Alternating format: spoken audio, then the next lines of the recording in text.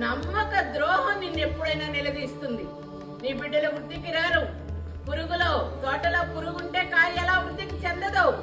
ఇతరులు దోసుకొచ్చింది ఎప్పుడు నిలవదు నాయనా. ఇతరులు ఎప్పుడు దోసుకొచ్చుకోకండి. కష్టపడి బ్రతకండి. కష్టం యజ్ఞం లాంటిది.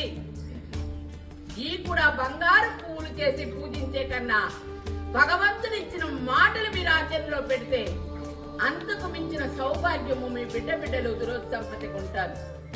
మనిషి అందంగా ఉంటే మరొక మనిషి దోచుకుంటారు. మనసు అందమైతే ఎవరు దోయలేరు. మీరు ఇంట్లో అన్నం తినండి, చాలా హ్యాపీగా ఉంటుంది. డిన్నర్కి పోయి అన్నం తినండి, ఆయాసంగా ఉంటుంది. కష్టపడి తినే అన్నానికి ఎదుటోడ దోసుకొచ్చుకునే దానికి అంత తేడా ఉంటది. కారు కోరుకునే కన్నా కలకాలం కారు బాగుండాలని కోరుకోండి. కారుండి కాళ్ళు లేకపోతే కారు దాకా మిమ్మల్ని ఎవరెత్తకపోతారని భగవానుడు అణువణువున మనకు అందించి